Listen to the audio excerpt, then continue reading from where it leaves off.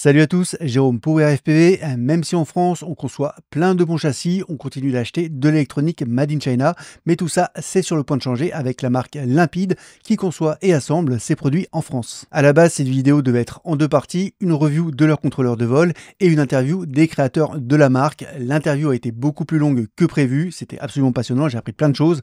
Mais du coup, le test sortira donc dans un second temps. Arthur et Hugo sont incroyables, ils sont doués, ils sont passionnés et ils nous emmènent avec eux au cœur de la création d'une EFC. On va bien sûr parler de leur entreprise, des financements, des prix, mais on va très vite basculer sur la technique avec les outils et les étapes par lesquelles ils sont passés. Et ensuite, évidemment, on s'intéressera plus précisément à leur premier produit.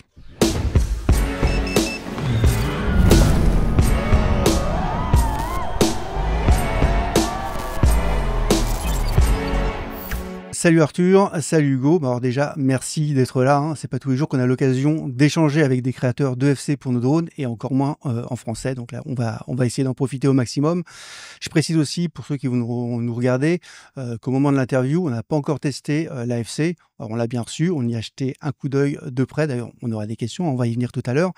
Mais pour la tester, on attend que tout soit finalisé. Là, il y a encore des petites choses comme la black box ou la mise à dispo officielle de la target dans le Betaflight qui sont pas forcément encore prêts. Alors peut-être ça arrive entre-temps, vous me direz, mais voilà. Donc pour l'instant, c'est pas encore testé. Donc on fait l'interview avant de tester la FC. Avant qu'on commence, je vais vous laisser vous présenter. Voilà, c'est comme vous le sentez, hein, vos études, votre parcours pro, si vous avez commencé à bosser, je sais pas, votre parcours dans le FPV, vos passions, vos âges, parce que du coup, vous avez l'air d'être assez jeune. Voilà. Et ensuite, on parlera des différents aspects du projet, les motivations, le financement, la technique, etc. Donc, je sais pas qui veut se lancer, qui veut commencer. Bah, je commence, je me lance. Donc du coup, moi, c'est Arthur Valtier, j'ai 19 ans. J'ai fait des études, d'informatique. Ça fait à peu près, plus de 4 ans, 5 ans à peu près que je fais du FPV. Moi, du coup, j'ai commencé en faisant de la race. Donc j'ai fait pas mal de courses. J'ai fait, l'équipe de France en 2023. On a terminé, 4e mondial. Je suis, double vice-champion de France, junior, voilà. Donc j'ai une belle, carrière quand même en course. Ah ouais, non, j'avais pas suivi ton parcours FPV. OK, pas mal. Donc voilà, après un passionné, j'adore, la conception, pouvoir faire mes propres produits, c'est vraiment un truc qui m'a passionné depuis assez longtemps et voilà. Et du coup, tu étais dans tes études là encore en ce moment? Non, moi j'ai fini c'était de l'informatique en alternance, technicien de proximité et là du coup j'ai arrêté, enfin j'ai fini et donc du coup là je suis sur Limpide. OK. Bonjour, moi c'est Hugo Valtier, le frère de Arthur. J'ai 22 ans. J'ai une expérience professionnelle dans l'open source, donc je ne sais pas à quel point les gens connaissent, mais c'est beaucoup de logiciels qui n'est pas utilisé directement par les gens, mais des logiciels qui permettent de faire d'autres logiciels. Par exemple, comment ça s'appelle? Je participe à maintenir le langage de programmation Go, qui est un langage originellement fait par Google et qui est très extrêmement utilisé dans l'industrie. Et du coup, j'adore savoir comment tout ce que j'utilise fonctionne. Du coup, typiquement, bah, j'utilisais les ordinateurs, mais je voulais savoir comment est-ce que fonctionnent les ordinateurs, comment fonctionne un langage de programmation. Et un jour, Arthur s'est mis au drone et je l'ai suivi. Alors moi, pas du tout expérience race, hein, le niveau très bas, mais bon, j'arrive à voler, je m'amuse. Je trouve que c'est la partie plus importante. Et du coup, à un moment, il se posait la question de comment fonctionne un drone, bien sûr. Et c'est là que j'ai découvert bah, tous les détails avec Betaflight. J'avais déjà fait un peu d'électronique dans mon coin avant. Et on s'est posé la question de pourquoi est-ce qu'on ne ferait pas des composants, quoi. Quand on l'a pas fait, ça a l'air étonnamment facile.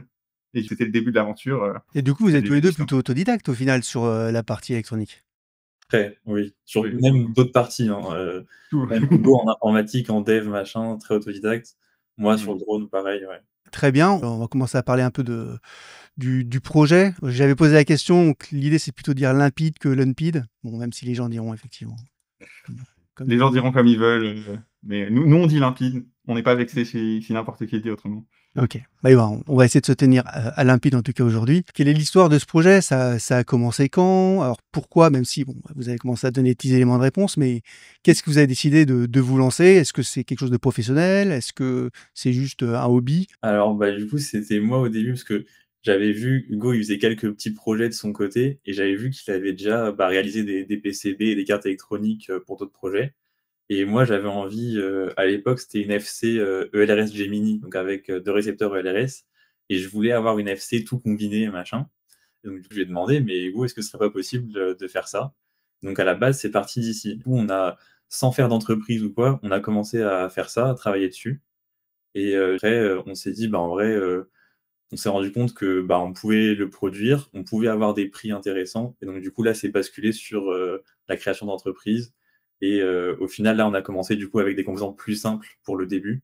Ça ajoute beaucoup moins de contraintes. Et donc voilà. Ouais, donc ça partait un peu de moi où je voulais essayer d'avoir mes composants à moi, faire ce que je Et voulais. pour contexte, les composants, à l'époque, les FC avec ELRS Gemini intégré n'existaient pas.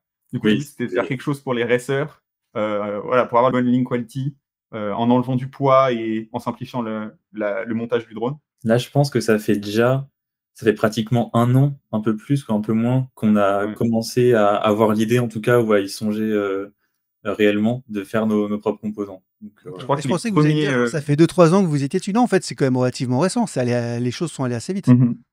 Oui, quand même. Oui, c'est assez. On aurait aimé que ça aille plus vite que ça, mais forcément, Exactement. on s'est rendu compte qu'il y avait énormément de contraintes qu'on ne connaissait pas avant. Et Ouais, oui, donc en ouais. fait, c'est assez nouveau, ouais. Enfin, je trouve que vous êtes fait quand même très vite parce que enfin, c'était pas votre cœur de métier du tout, ni de formation. Et Mmh. passer de cette idée, ouais, qui peut paraître un peu folle comme ça, à Mmh. bah, 1 an plus tard, voilà, là, c'est en précommande sur les shops. Je trouve ça assez rapide quand même. Ça va. Oui. On a Ouais, triché un peu, tu vois? Ce qui est en précommande sur les shops, par exemple, on a décidé de faire un produit, moins cher, plus simple, comme premier produit. Du coup, par exemple, on a enlevé la partie radio parce que c'est quelque chose qu'on sait faire, mais à fiabiliser, à optimiser, d'un point de vue taille pour que ça rentre sur une FC2020 par exemple, c'est plus difficile et du coup, on s'est dit: «Bah, pourquoi pas commencer avec quelque chose de plus simple?» ou entre guillemets, on sait que ça va réussir Et je et pense, on pourra en reparler plus tard, mais en termes de certification aussi, ça, c'est un ouais. gros sujet et sur le radio, c'est compliqué. Enfin, ouais, c'est plus délicat par rapport ouais, aux fréquences, aux puissances et Exactement. compagnie. Ouais. bah, globalement, en fait, donc déjà, c'est beaucoup plus cher. C'est des dizaines de milliers d'euros pour, certifier un produit radio en CE, quoi.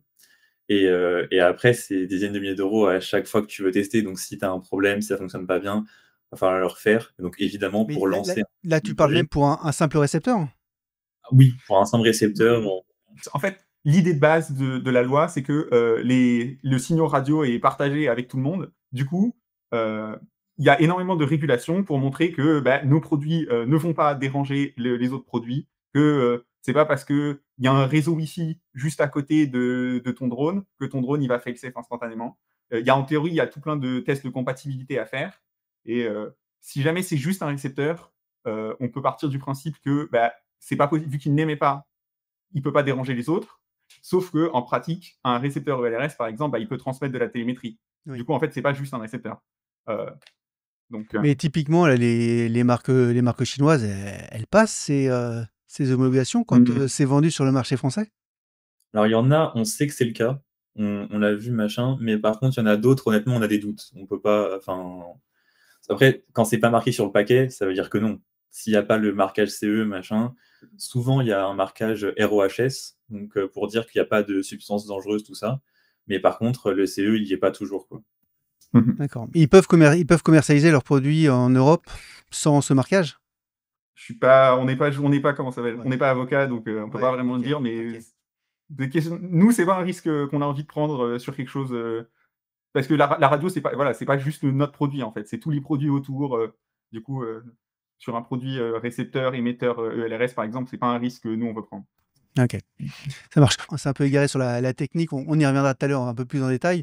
Mais là, ouais, Mmh. pour parler un peu des fondations, donc la genèse du projet, là, vous avez une structure juridique là, du coup? Vous êtes organisé comment? Exactement, on a une SAS, nous sommes actionnaires tous les 2. Et en termes de financement, tout ça, ça se passe comment? Je travaillais comme, développeur, ça marchait très bien et du coup, bah, ça m'a donné du capital pour faire Limpide et on a commencé on commen pour l'inst on n'a pas de financement externe, on a juste ça. Du OK. coup, ça marche très bien. Donc tu dis que tu bossais, c'est-à-dire que tu as lâché ton boulot et Mmh. tu fais ça à plein temps aujourd'hui? J'étais développeur à mon compte donc c'est pas vraiment techniquement, j'ai toujours mon activité de développeur, si je veux, je peux bosser. Pour l'instant, je suis à 100 sur Limpide, ça me plaît comme ça donc voilà. Pareil pour toi, Arthur, tu as une activité pro à côté ou toi, c'est full limpide aussi? Alors, bah là, du coup, c'est full limpide. En vrai, moi, du coup, j'ai fait mes études. Après, j'ai eu des courses de drone. Donc, du coup, j'ai fait une année sabbatique, plus ou moins. Et après, j'ai commencé à faire un petit peu de vidéos. Mais du coup, là, je suis vraiment sur la piste. Ça prend beaucoup de temps. Et là, c'est vrai qu'être à fond dessus, c'est quand même, c'est primordial. Enfin, sinon, ça prendrait, là, encore une fois, c'est entre guillemets qu'un an. C'est vrai que heureusement qu'on est à fond dessus parce que sinon, ça Mmh. prendrait vraiment beaucoup, beaucoup plus de temps, quoi. OK et alors là, c'est un peu genre une petite parenthèse de vos vies où vous vous mettez à fond dans votre passion ou l'idée, c'est vraiment de monter une boîte et de la faire perdurer des années et de vraiment monter quelque chose de durable pour lequel vous bosseriez du coup à 100 Je pense que le but, c'est les 2. C'est d'un côté, ça me plaît énormément de bosser sur Limpide et forcément, si ça peut marcher, c'est quelque chose de enfin, on prend ça très au sérieux. Le but, c'est pas juste de faire quelque chose pour le fun. Ouais. Je suppose qu'on en a parlé, mais on a acheté des machines, pour fabriquer, nos composants. C'est des vrais investissements. Le but, c'est que ça marche. Ouais, bon, on va y venir sur les machines. Enfin, moi, ça m'intéresse beaucoup aussi. On a vu là, du coup, que le prix des FC, vous aviez posé d'ailleurs la question hein, sur les groupes, quel serait le prix idéal, machin. Mmh. C'est ça qu'on était beaucoup à dire, bon, on serait prêt peut-être à payer, je sais pas, 60, 80 euros pour un truc français. Et finalement, ben, vous sortez un produit qui est, on va dire, qui est dans le prix normal, voire même la tranche basse des FC sur les shops français, en tout cas. Mmh mh. Mmh. Vous arrivez à avoir une vision de rentabilité avec ça ou pour l'instant, juste, oui, c'est de faire un premier produit d'appel. Ça, je pense, je laisserai un peu parler Hugo là-dessus, mais donc sur ce produit-là, si on en vend plein tous les mois, c'est pas un produit d'appel, on se fait de l'argent dessus. Donc clairement, c'est juste qu'on a choisi, l'essentiel de ce qu'il fallait pour faire une FC, pour qu'elle vole bien et du coup, ça fait un prix qui, à la fin, est très raisonnable et aussi, du coup, c'est vraiment en grande partie grâce à Hugo qu'on a des prix aussi concurrentiels parce que justement, on a des machines open source, des choses comme ça. Je vais laisser parler ça parce que c'est assez intéressant. Clairement, c'est pas un produit qu'on vend à perte, hein. C'est une question qu'on m'a posée. Mais non, non, n'ayez pas trop vous disiez pas: «J'achète Limpide, ils perdent de l'argent», c'est pas du tout. OK. Heu, OK, ça marche, il y a pas de problème.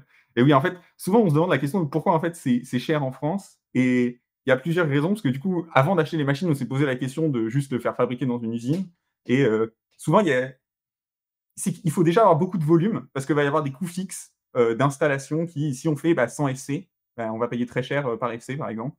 Heu, Nous, vu qu'on a les machines, si on veut fabriquer, 100 FC, ça nous prend, 1 heure pour set up la machine, mais j'ai pas à payer une usine, par exemple, 500 € ou 1 000 €, pour 1 heure d'installation, typiquement. Tout ça, ça permet de réduire les coûts et on est aussi parti sur, des machines, open source. Du coup, c'est un projet, que je contribue. Donc, on améliore le code. Alors, la partie un peu moins fun, c'est pas on a la machine et elle arrive, tout marche, ça marche, mais un peu moyen. Et du coup, j'ai passé du temps à recalibrer, à mettre à jour le code pour qu'elle fonctionne plus rapidement. Je discute avec les développeurs, par exemple, du projet, qu'on utilise et on améliore tout ça. Et du coup, ça permet de vraiment, c'est en fait, pour le prix qu'on a payé, les performances qu'on a, avec, l'industrie classique, on a vraiment un rapport qualité-prix, incroyable, sur, notre machine d'assemblage.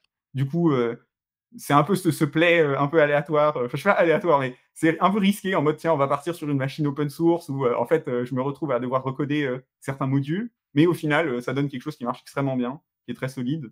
Pour clarifier là, par rapport aux gens qui vont regarder la vidéo, Mmh. j'imagine que là, on parle d'une machine pick and place, qui Exactement. dépose les comports. Peut-être tu peux justement un peu expliquer le principe de chez Machine parce que c'est quand même quelque chose qui est arrivé assez récemment dans le domaine, on va dire, des particuliers. Ça fait quoi, 5-6 ans que ça commence à se démocratiser? Les particuliers, je sais même pas, je pense qu'on est encore au début de la courbe, pour l'instant. Enfin, ça donc le pick and place, l'idée, c'est d'avoir une machine avec, un embout, avec une buse, qui est connectée à une pompe et en fait, la pompe va vider l'air et du coup, ça permet à la buse de récupérer, un composant, typiquement un processeur, une résistance, un capaciteur et elle va les récupérer. Du coup, voilà, là, on voit les 2 buses, elles récupèrent des composants. Ça, c'est une étape, avec une caméra pour compenser, exactement, comment le composant est pris. Donc en fait, ça prend une photo par-dessus et ça permet de le placer, plus correctement. Et du coup, tout ça, en fait, dans l'industrie, c'est des machines qui peuvent coûter, des millions d'euros, voire même plus, si on veut quelque chose de «professionnel» entre guillemets. Et oui, du coup, nous, le truc incroyable qui s'est passé, c'est que, pour, quelques milliers d'euros et beaucoup d'heures de mon temps, on se retrouve avec une machine qui marche, presque tout aussi bien, heu, certes, on a une vitesse un peu inférieure, forcément, si on dépense 1 000 000 €, il y a des avantages. Mais ça permet à une entreprise comme nous de proposer des prix intéressants parce que on, on, on shortcut une grosse partie de coûts fixes qui pourrait être si on voulait faire ça en France, en fait. En mode, Ouais, faudrait ouais, puis faire vous des avez pas batchs besoin de produire gigantesques. des échelles à par dizaines Énorme. d'unités. Ouais, Donc, ouais, c'est de l'artisanat, on va dire, technologiquement avancé, quoi. Pour donner un ordre d'idée, je pense que ce qu'on avait regardé un petit peu, si on voulait faire des batchs de FC en Chine, pour qu'on ait des prix intéressants pour arriver dans ces eaux-là, quoi, il fallait, je pense, dépenser dans des 30 000 euros par batch pour avoir. exactement. Voilà. Donc, du coup, c'est vrai que là, Ça, tout de c'est suite, en Chine, attention. En ça, France, c'était en Chine. En France, c'est dur c'est d'avoir des réponses, mais oui, en France, c'est ça, pire. ça peut être encore plus. Et donc, du coup, là, clairement, avec cette machine-là, on économise énormément. Et après, ça nous prend du temps. Mais au final, l'avantage, c'est comme on manufacture nos produits, on se fait la marge sur la production et aussi la vente de la marque. Donc, du coup, au final, ça nous permet d'avoir des bonnes marges avec des bons prix pour tout le monde, quoi. Et oui, du coup, forcément, on cumule un peu les marges en mode d'habitude, parfois, ça arrive que j'ai pas de marque en tête, mais va y avoir certaines marques qui vont fabriquer chez quelqu'un, et du coup, il y a deux personnes qui se prennent une marge sur le produit. Il y a la marque, il y a le fabricant. Nous, forcément, c'est la même personne, c'est Arthur et moi. Du coup, on n'a pas forcément besoin d'une marge gigantesque pour avoir un très bon revenu à la fin. Ok. Juste pour donner un ordre d'idée aux gens qui nous regardent, une machine de ce type-là, faut compter combien combien de milliers d'euros? C'est là, je crois qu'on a dépensé aux alentours des 5000. Ça dépend parce qu'il y a plusieurs modules à ajouter en fonction du nombre de composants qu'on veut charger automatiquement. Mais 5000, c'est difficile à dire parce que après il y a aussi plusieurs semaines ou 2 mois où je retravaille, où je refais le code. Et ça, c'est dur de donner un prix. Enfin, je pourrais rajouter mon prix en tant que développeur, mais dans ce cas-là, le prix monte beaucoup plus. Honnêtement, si on avait juste acheté la machine et qu'Hugo n'avait pas passé beaucoup de temps à développer dessus pour l'améliorer, on n'en serait pas là aujourd'hui du tout. Parce que vraiment, là, la différence, elle est monumentale. Je crois qu'on avait une précision à 150 microns en étant en vraiment Ça la veut dire que quand on place un composant, il faut imaginer qu'on a une résistance qui fait par exemple moins d'un demi-millimètre de taille. Et la résistance, elle pouvait être décalée et tomber à côté du pad. Et du coup, forcément, elle ne saute pas si on la met au four et la FC ne fonctionne pas. Alors que typiquement, avec le système on a fait un système de calibration automatique qui m'a été recommandé par les développeurs de la machine. Et du coup, ça réduit beaucoup les tailles, régler d'autres bugs pour la rendre plus rapide. Et oui, donc si jamais quelqu'un dépense juste 5000 euros, il a techniquement la même machine, mais elle va marcher beaucoup moins bien, quoi. D'accord, ouais, c'est vraiment en perpétuelle évolution. C'est un peu comme l'impression 3D quand ça commence à l'époque, et puis Ouais, vous avez exactement. vachement Ça rappelle beaucoup optimisé cette avec le époque. temps, quoi. D'ailleurs, c'est les OK. mêmes composants d'ailleurs. Enfin, c'est Oui, une c'est du imprimante CNC 3D au avec. final, oui, c'est un système de Et voilà. ouais, Il y a des steppers, il y a ouais. une boîte de contrôle. Il y a juste les pompes à air qui sont un peu qu'on voit pas d'habitude, mais Il y a une image qui montre les composants en haut à gauche. Celle-ci-là. Euh, ça, c'est ouais, la taille des composants. on On fait a du mal à se du rendre compte, mais vraiment, c'est des résistances, enfin, c'est des trucs minuscules. C'est Et plus vraiment, ici à droite, ce qu'on voit à ingénierie. droite ici, là, c'est ça? je crois que les deux, c'est la même taille, ouais. Mais c'est ça, ouais. Non, là, il y a pas de composants dedans, ça, c'est des comment ça s'appelle? Les composants, on les voit pas, ils sont cachés en dessous parce que sinon ils tomberaient. D'accord. Oui, oui, Et du d'accord. coup, ça, c'est les trous, en fait, dans lesquels il y avait un composant, sauf que la machine l'a récupéré. Et du coup, c'est les trous qui restent. En fait, on nous envoie un espèce de scotch avec une base de papier en dessous. Dans le papier, il y a des trous, et dedans, on a nos composants. Et après, il y a un deuxième scotch au-dessus pour sceller le tout. Et Vous recevez des bandes directement, en fait, et c'est ça que vous insérez dans. Oui, c'est un peu au lieu de mettre du exactement. filament dans une impression 3D, vous chargez ces bandes de composants et c'est la machine qui les recrache, qui les tamponne sur le PCB. Exactement. C'est exactement ça. Il y a une trentaine de bandes. C'est un peu moins pratique que les imprimantes 3D, honnêtement, mais l'analogie est très bien, exactement. Ouais. Quand tu dis il y a une trentaine de bandes, ça représente tous les composants qui sont nécessaires pour pour assembler la FC, c'est ça? C'est ça. Chaque composant unique a besoin forcément Ouais, de son son propre chargeur. rouleau. Ouais. Exactement. Et là, on appelle ça un feeder. Et le feeder, ça inclut un dérouleur et une roue pour positionner précisément le composant pour que la tête puisse le récupérer. D'accord. Voilà. Ah, c'est vrai, Donc le là, feeder. Donc, on voit les feeders. Bah, c'est assez fou de se dire quand même que pour quelques milliers d'euros, on arrive à avoir des machines semi-industrielles de ce niveau-là et de cette précision-là, hein. C'est assez Ouais. incroyable. ouais, ouais. Niveau précision, on est mieux que certaines machines industrielles qui sont utilisées aujourd'hui. C'est vraiment juste la vitesse. Euh, pour contexte, là, on peut faire, j'ai pas envie de donner un chiffre exact, mais on peut fabriquer plus de 1000 FC par mois, bien plus de 1000 FC par mois. Alors que si on achetait une machine industrielle, on pourrait faire plus de 20 fois plus en fabrication, sauf qu'en niveau prix, on est aussi à plus de 20 fois plus. Cette machine-là, par exemple, elle n'a pas de tapis roulant. Dans une machine industrielle, on trouvera un tapis roulant et ça permet de limiter le nombre de personnes parce que typiquement, là, on charge des boards, sauf qu'elle n'est pas capable de toute seule décharger la board et charger la suivante. Les machines industrielles, souvent, elles vont faire ça parce qu'elles réfléchissent aussi en mode je veux qu'il y ait le moins de techniciens possible dans l'usine. Typiquement, pour une ligne de 30 mètres, souvent, on va trouver 2 techniciens qui travaillent. Nous, on n'a pas une ligne de 30 mètres, hein, mais ça tient un peu moins d'une personne. Du coup, par exemple, on a plus de travail manuel. Du coup, Oui. il y a avantages, inconvénients. Les gens qui achètent des machines beaucoup plus chères n'ont pas les mêmes besoins que nous. Et en vrai, vu le volume que ça brasse, c'est aussi, même si on parle de 1 million d'euros, ce genre de choses, c'est un investissement au début, mais à mon avis, c'est assez vite remboursé, hein. Si on arrive à passer le volume à travers, ça fait des 50, une machine peut faire plus de 50 000 FC par mois. Et du coup, souvent, c'est pour ça que on va avoir des marques différentes qui travaillent tous avec le même fabricant, parce que chaque marque n'arrive pas à écouler autant de trucs. Du coup, c'est pour ça que le même fabricant un jour peut faire des FC, le lendemain il fait des thermostats pour un contrôleur de chaleur. Forcément, parce que il a besoin de faire tourner sa machine pour la rentabiliser. C'est clair. Tout à l'heure, tu disais que tu travaillais, du coup, que tu participais au firmware de ta machine. C'est OpenPNP, c'est le projet OpenPNP ou c'est autre chose? Exactement, c'est OpenPNP. Petite nuance, c'est pas le firmware techniquement. Bon, Ah. c'est plus ou moins. OpenPNP, c'est le logiciel qui tourne sur un ordinateur et se charge de donner le commande G-code. Pour ceux qui connaissent l'imprimante 3D, c'est exactement pareil. Ouais. Et du coup, qui donne le G-code. La machine, le G-code, ça lui dit va à telle coordonnée, active la pompe à vacuum numéro 1, change la direction. Et oui, du coup, on fait OpenPNP.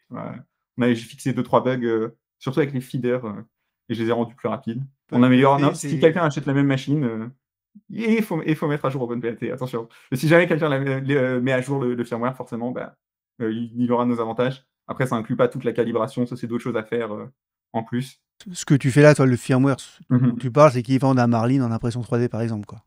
Oui, typiquement. La machine fait tourner Marlin, exactement. Et du coup, il y a OpenPNP qui se connecte à Marlin. Marlin lui donne. OpenPNP, pardon, donne à Marlin tout ce qu'elle doit faire. Ah, c'est vraiment OpenPNP Marlin en gère plus? aussi les visions. Oui, c'est vraiment Marlin. Ah oui, ok.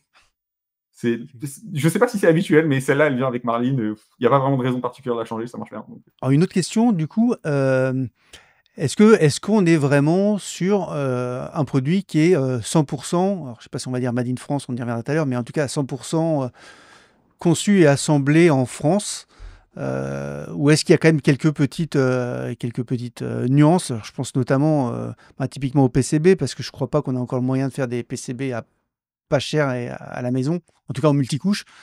Du coup, comment ça se passe, par exemple, typiquement pour la production de vos PCB? Alors, du coup, là, aujourd'hui, sur les FC Limpis Alcota, c'est fait en Chine, du coup, parce qu'on a des prix assez bas sur les PCB, et aussi on a une qualité de PCB qui est très très bonne pour le prix en plus, donc pour l'instant on est là-dessus. Après, ça fait pas tout, parce que pour avoir le Made in France, il y a des ratios de prix d'où viennent les composants. Et donc par exemple, le processeur qu'on utilise, c'est un ST, donc du coup il y a l'usine à Grenoble de ST, donc en soi, si on voudrait faire valider en achetant du coup des processeurs qui viennent de Grenoble, on pourrait avoir le Made in France du coup. Notre but, c'était pas de faire une essai 100% Made in France dès le début, parce que c'est juste beaucoup plus compliqué. Dans l'industrie électronique, il y a énormément d'usines en Chine, en Asie, de manière générale, parce que c'est très global comme industrie et ça permet de diminuer les prix. Du coup, on s'est plus posé la question on veut acheter des composants où on sait que la marque peut les fabriquer en Europe, plutôt que viser un Made in France dès le début, ou un Made in Europe. Du coup, nos PCB viennent de Chine, comme Arthur l'a mentionné. Il y a des entreprises en France qui font des PCB? Ou même pas? En France, je connais pas, je suppose. En Europe, il y en a plein. En Belgique, en Allemagne. En France, on est assez derrière dans l'Europe. C'est faisable de ramener ça en Europe quand même, quoi qu'il arrive. Exactement. Sauf que j'ai regardé les prix, c'est plus de 10 fois plus cher. Alors le PCB, c'est pas l'entièreté du prix de la SC, mais du coup, surtout au début, on se posait la question de pourquoi, sachant que, on peut acheter le PCB en Chine et pour l'instant, et plus tard, le faire bouger en Europe s'il y a besoin. Les composants, la majorité viennent de Chine, mais c'est tous des entreprises qui ont des usines en dehors de Chine. Donc, si on a besoin, on peut acheter le processeur, comme a dit Arthur, et il est fait à Grenoble. Sauf que pour acheter le même composant fait en France, à mon avis, il sera plus cher. Déjà, c'est pas quelque chose que le composant, là, j'ai pas besoin de négocier avec quelqu'un pour, l'avoir. Je peux juste, aller sur, j'appelle mon fournisseur et il m'en envoie, il y a pas de problème. Sauf que, bah, il vient de Chine et avoir exactement le même processeur fait en France, bah, c'est pas quelque chose qu'on peut juste acheter. Du coup, à mon avis, ça va coûter plus Mais cher. ça demande des quantités et des contrats sur l'année, enfin voilà, c'est Exactement. Souvent, c'est Ouais. un contrat où il faut négocier à l'avance, bah, je veux sur les 3 prochaines années, tous les mois, tu m'en envoies ce nom et forcément, pour un nouveau fabricant, on a nos produits qui sont très bientôt, en vente sur les shops. On sait pas combien on va en vendre chaque mois, donc c'est pas Ouais. un contrat qu'on Oui, peut donc il n'y a, signer. pas y a pas qu'une question de prix, il y a aussi juste le fait que c'est juste beaucoup plus facile d'obtenir les composants de Chine Exactement. que, Ouais, c'est ça. ouais, Là, c'est l'équivalent d'Amazon, quoi. On va sur les sites, on commande nos composants, on les reçoit et puis voilà, quoi. Ouais, Vraiment, c'est d'accord. On essaie de négocier un peu pour, les composants, on achète vraiment beaucoup parce que forcément, meilleur prix. Mais oui, il y a certaines choses, des commodités, les capaciteurs, les résistances, ça coûte presque que dalle, Hmm. on va sur le fournisseur et voilà, 40 000. D'accord. on a une sacrée quantité, ouais. Ouais, Oui. des composants, bon ça on dirait que c'est beaucoup comme ça, mais ça va être une centaine d'euros, tu vois? Mais bon. Alors, on a pas mal parlé de la machine PNP. Vous avez Mmh. d'autres, vous avez investi sur d'autres machines pour réaliser vos FC et vos futurs produits, ou pour l'instant, c'est vraiment ça l'essentiel? Alors en soi, on peut dire qu'on en a 3 actuellement. Donc déjà, peut-être je peux peut-être expliquer le processus de comment on fabrique enfin du coup une FC en soi. Ouais, Il faudrait bien que tu remettes les images, parce que du coup il y a les images du stencil holder, ça parlera un peu plus aux gens. Donc déjà, bon, l'étape numéro 1 évidemment, c'est de designer notre PCB. Donc il y a plusieurs couches, on fait les traces à l'intérieur, on relie les composants entre eux. Ça, on fait Après, nous-mêmes. voilà, donc ça, on le fait nous-mêmes, évidemment. On envoie ce fichier-là à une usine qui va nous faire la PCB. Donc nous, ce qu'on va recevoir, c'est la carte en soi. C'est ce qui est bleu, c'est ce que tout le monde ouais. connaît et que tout le monde peut voir. Et donc du coup, quand ça arrive chez nous, la première étape, ça va être d'appliquer la paste, enfin du coup une pâte à souder sur cette PCB-là. Donc là, du coup, en soi, ça, normalement, c'est une machine, mais du coup, heureusement, il y a des projets open source qui permettent de faire ça en impression 3D. En gros, ces machines-là qui permettent juste de tenir, du coup, le stencil, c'est la partie en métal, pour le maintenir bien en position, pour appliquer la paste précisément, ça coûte dans les 600 euros, on avait regardé. Bon, là, heureusement, on en a imprimé une pour 10 euros, quoi, globalement. Non, attention, à 600 €, c'est pas une machine. La machine, c'est 8 000. À 600, c'est quelque chose, il faut quand même qu'il y ait un humain qui vienne, installe, passe, récupère. Donc Et ça te D'accord. permet juste du coup, de régler ça précisément, de le lever, d'appliquer, bref, bon. Et donc du coup, ça c'est la première étape. On va mettre de la pâte sur le dessus et on va racler. Et donc c'est un calque et ça va appliquer, donc ça va déposer la paste sur la PCB, sur les pads du coup qui vont être soudés après. Ouais, c'est un Donc masque, quoi, ouais. c'est un exactement. masque, c'est ça. Le masque découpé au laser et du coup, bah, il y a des trous à chaque endroit, en fait, de la pâte. Donc D'accord. j'entends, cette machine-là, elle est moins sympa que les autres, mais en soi, c'en est plus ou moins une. Et en C'était plus, étonnamment, c'était une des choses les plus difficiles, du processus à faire de manière consistante. C'est facile de une fois mettre trop de force, pas assez. on pourra montrer après sur les photos des FC, mais il y a un composant qui est ridiculement petit. Ouais, tu peux le montrer là si tu zoomes là vers la droite, à côté de l'USB, sur la gauche de l'USB, Plus en à dessous. Un gauche? peu plus Ah, ça, en bas, ici, là? exactement ça, Ouais. voilà. Donc là, du coup là-dessus, je crois que c'est les pads les plus petits qu'on ait sur la FC, si je dis pas de Ouais. bêtises. Le pad fait, à peu près la taille d'un cheveu humain. C'est, 100 Ah ouais. microns, C'est ridicule. Et donc du coup, en dessous de ça, là, il y en a 4, mais il y en a aussi en dessous des pads qu'on ne il y voit en a pas. 5. Oui, il y en Et a donc un au du centre coup, et il faut D'accord. pouvoir caler le stencil, bah, parfaitement, avec la PCB. Sinon, quand on va reflow, quand on va, du coup chauffer la PCB, ça va pas souder. Donc du coup, donc voilà, le stencil holder, ça sert à ça et ça permet d'avoir du coup une paste régulière et que sur chaque FC, on ait, bah, la bonne quantité au bon endroit, machin. Pour résumer, vous designez les PCB avec un outil, un logiciel, bon, qui est fait pour. Je sais pas ce que vous utilisez d'ailleurs. Actuellement, on est sur un logiciel, mais là, on va changer, on va passer sur KiCad du coup, en open source. OK. Donc voilà, vous dessinez votre PCB multicouche, vous envoyez ça, à un service qui va vous renvoyer le PCB, ben, préparé, C'est ça. Et là, on peut avec voir avec toutes les pistes qui vont bien. mmh Ensuite, vous utilisez votre masque pour appliquer la pâte qui va permettre de fixer les composants avant de les souder juste aux endroits où il faut, hein, sur les pads de l'ASC. Ensuite, vous avez votre machine PNP qui vient déposer les composants aux bons endroits.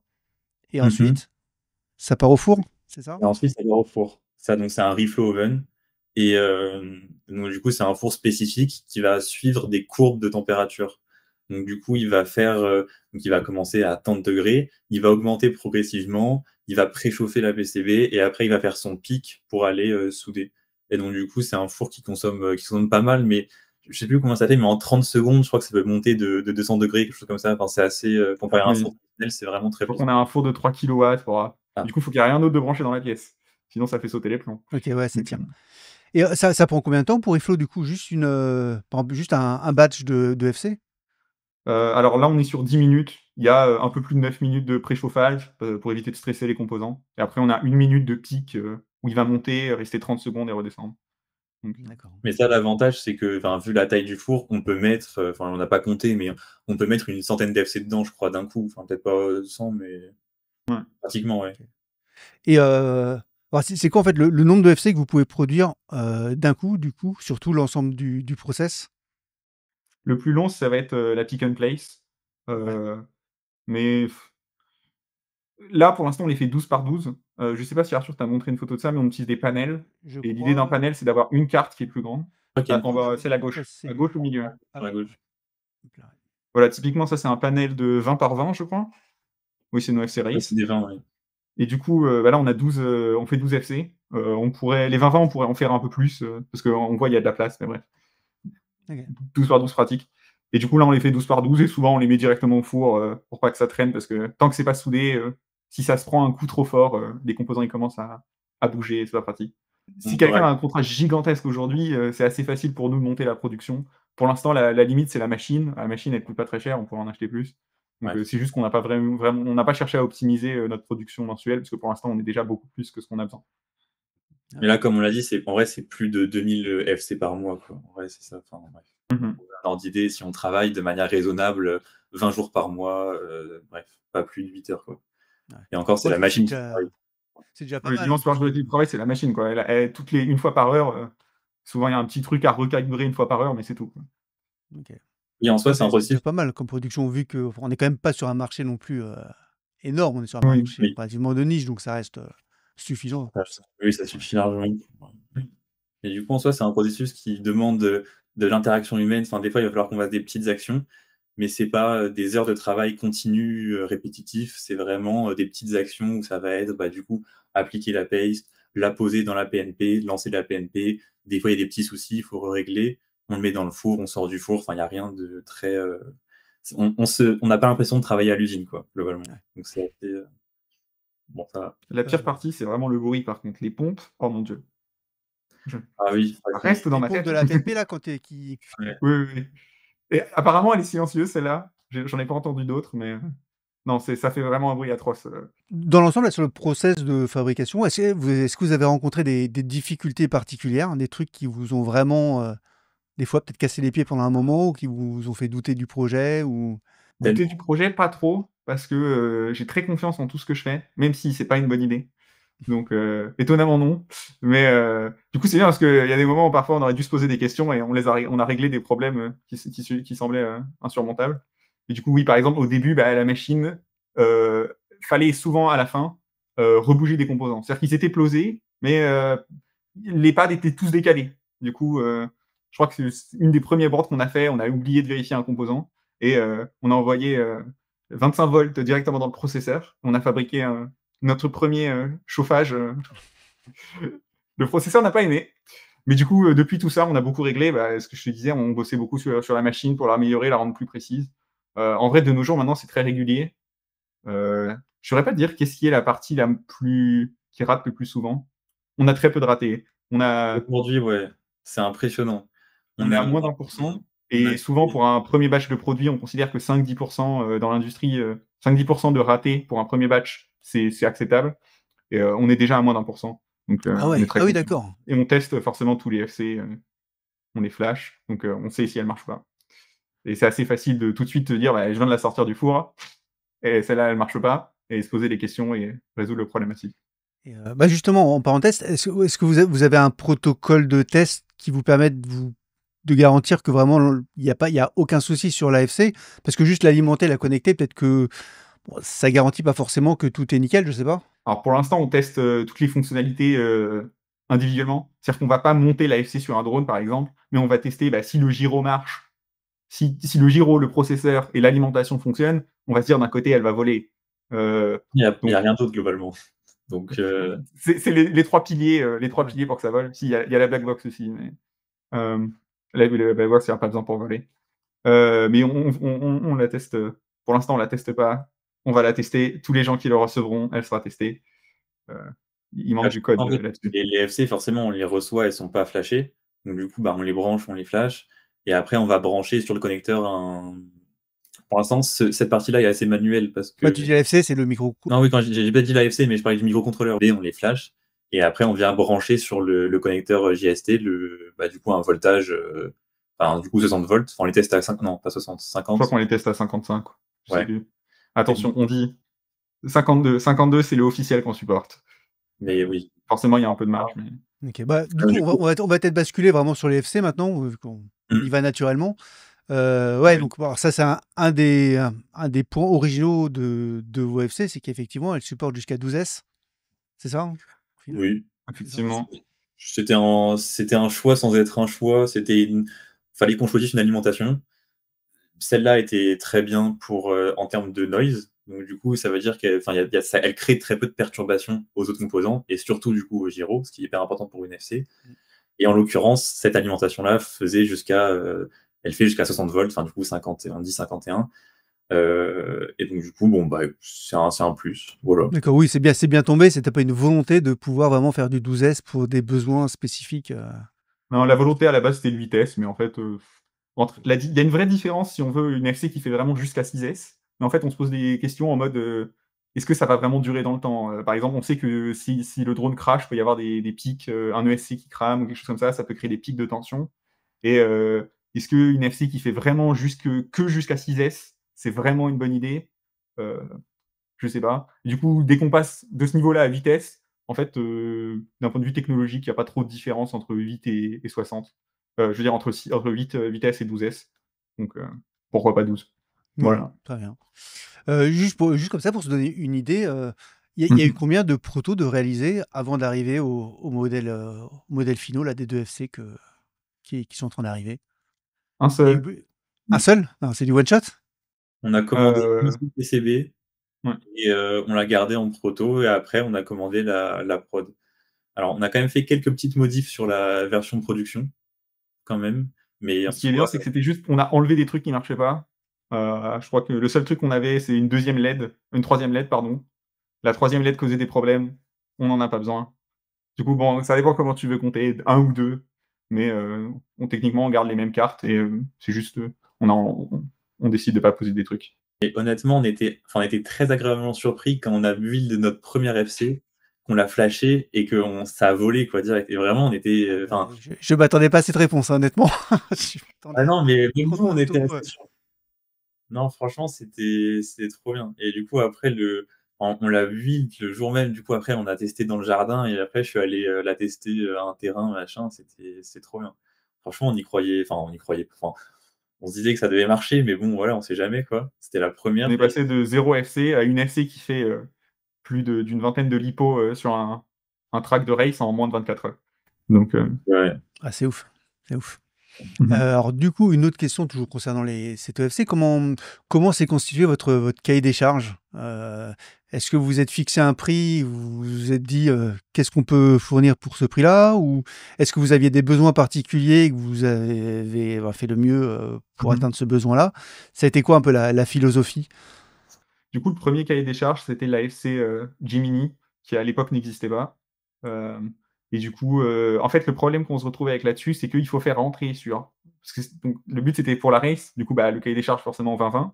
Et du coup, il faut faire rentrer une FC complète et un transmetteur, un récepteur ELRS Gemini. Quand on inclut des récepteurs ELRS sur une FC, on a deux options. Soit on utilise Betaflight, soit on utilise ELRS. Et les deux font le même protocole ELRS, mais la différence, c'est est-ce qu'il y a un processeur en plus? Et du coup, Betaflight contient du code à l'intérieur pour faire ELRS, mais il n'y a pas tous les modes qui sont supportés, et par exemple, il n'y a pas de Gemini.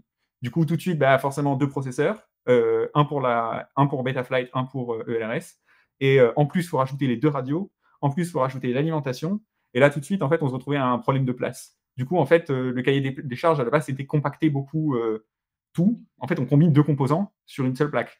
Et on est arrivé à ça, et après on s'est posé la question de est-ce que c'est vraiment fabricable? C'est notre premier produit, il y a beaucoup de choses. En fait, du coup, on est parti de ce produit qui à la base venait d'un problème de place parce qu'on voulait faire rentrer énormément de choses, et on a enlevé toute la partie ELRS. On s'est dit on va garder la partie Betaflight, si la partie Betaflight fonctionne, cool. Et ça fera quand même une bonne excès. Et du coup, ben, c'est plus arrivé dans ce sens-là en fait. Le postulat, c'était l'inverse, quoi. C'était se dire, faire une FC avec le moins de composants possible, enfin, non, pas le moins de composants possible, l'essentiel pour qu'elle fonctionne bien. Et là, c'était notre objectif. Et du coup, après, en commençant à faire ça, on s'est rendu compte qu'aussi, du coup, on pouvait les faire en une seule face. C'est une particularité qui fait que à produire, du coup, ça coûte moins cher parce qu'il y a moins d'étapes. Et, donc voilà. C'est plus simple à monter dans le Ouais, drone. c'était une des questions que j'avais, parce que oui, j'ai été surpris en la sortant du sachet de dire, tiens, c'est bizarre, tous les composants sont sur une seule face. Alors, est-ce que je me demandais si c'était juste plus pratique? Est-ce que c'était pour gagner de la place dans la hauteur de la stack? Est-ce que c'était une explication financière? En fait, ce qu'il faut se dire, c'est qu'à la base, sur l'autre face, il était censé avoir le récepteur ELRS, D'accord, qu'on ok. a enlevé. Du coup, on garde juste la partie qu'on est sûr qu'il fonctionne, qui marche très bien. Et du coup, ça a contraint, par exemple, bah, forcément, typiquement, le composant qu'Arthur a montré, c'est un régulateur 1,8 volts dédié pour le gyro, et microscopique, et parce que sur la 3030, ça va, il y a de la place, mais sur la 2020, bah, chaque millimètre carré coûte très cher. Ok. Oui, si, Enfin, on voit bien qu'il y a eu la fiabilité, c'était vraiment quelque chose d'important. Et vous mettez en avant du coup ce régulateur dédié pour le gyro. Vous parlez aussi d'un bec à faible bruit qui tourne à 400 kHz. Est-ce que ça, c'est des choses qui sont vraiment originales sur votre FC, ou c'est quand même des choses qu'on retrouve peut-être sur d'autres FC, ou les autres constructeurs font différemment, ou enfin à notre connaissance, donc une alimentation low noise 400 Hz, il y en a d'autres, ça il y en a. Mais par contre, l'alimentation dédiée 1,8 volts, ça je crois qu'on est pratiquement les seuls à l'avoir. Je connais pas toutes les FC, mais ça, j'ai jamais vu. J'en ai vu d'autres en 3,3 volts. Et en fait, il y a quelque chose d'intéressant avec ce gyroscope. Il y a un document de plus de 200 pages, je crois, avec tous les détails. Et il y a une phrase à un endroit, un ingénieur qui a fabriqué le gyroscope qui dit que il y a un peu moins de bruit si on l'alimente en 1,8 volts. Du coup, en fait, il y a d'autres FC qui ont une alimentation dédiée pour le gyroscope, et ça fait une différence, parce que du coup, quand le processeur, par exemple, a un pic de consommation, ça va pas le processeur est sur une différente sur un rail alimentation différent. 3,3 volts. Ok. Sauf qu'à ce moment-là, on s'est dit, bah, tiens, on va mettre une alimentation pour le gyro, parce que on sait que ça fait une différence. Est-ce que pourquoi pas mettre une 1,8 en fait? On nous dit que ça marche mieux.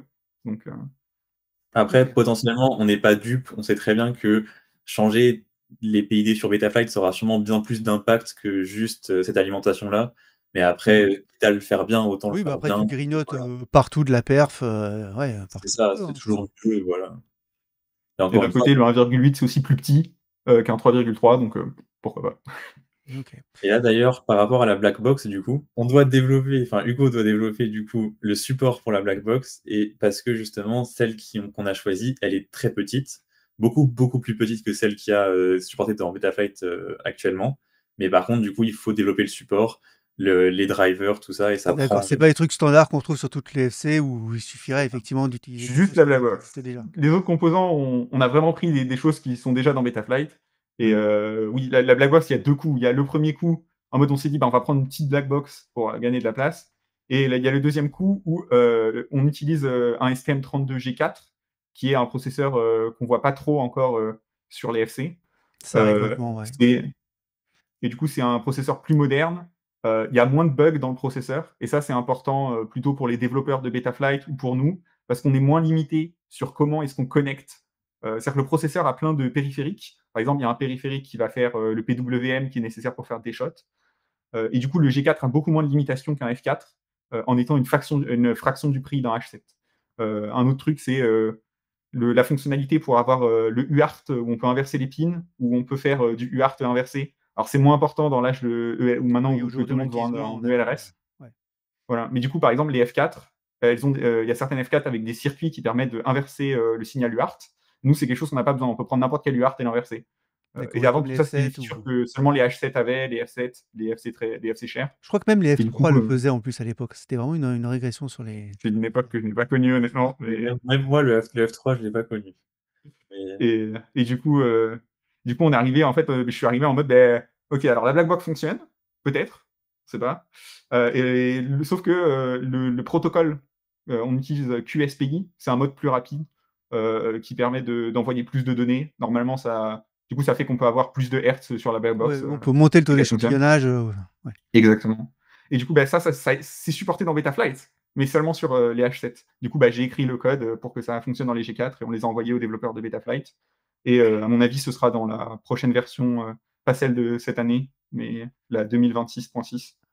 D'accord. Donc malheureusement, il n'y aura pas de target officiel pour 4.6. Il va falloir attendre. Et la target officielle Ouais. va arriver du coup sûrement sur 4.7 ou je sais pas. Du coup, nous, on va avoir notre target. Le code sera public. De toute façon, avec la licence, on n'a pas le choix.